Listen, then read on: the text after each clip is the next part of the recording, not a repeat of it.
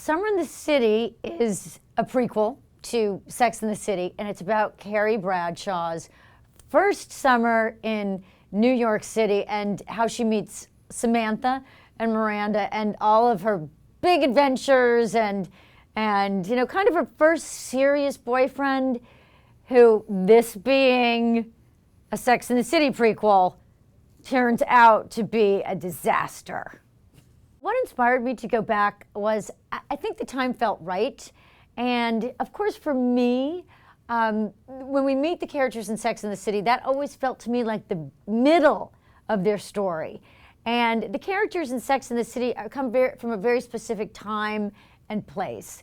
They're in their 30s and in the 1990s, which means that they would have had to come out of the 1980s at a time when women were much more feminist because they had to be, and women were being told for the first time to go out and have it all, a career and a man, and yet there was really no roadmap of how to live this kind of life. My opinion about why the character of Carrie Bradshaw is appealing has actually changed over time.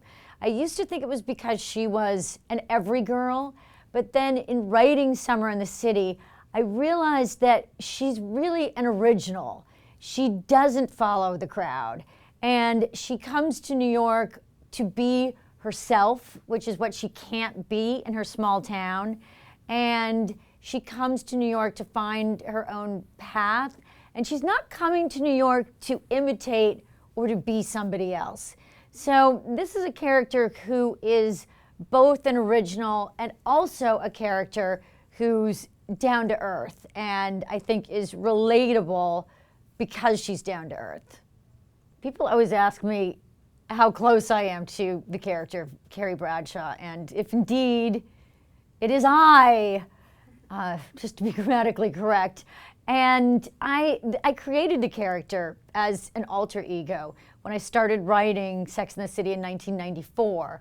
And one of the reasons for that was that I didn't want to write Sex and the City in the first person. So I created this alter ego, Carrie Bradshaw, who pretty much was me. And then the character, of course, takes on a life of her own, and she's played by Sarah Jessica Parker, and she has 6 seasons on television and 2 movies. But I feel very close to that character. And in writing Summer in the City, there's nothing in it that actually happened to me, but I've had similar experiences.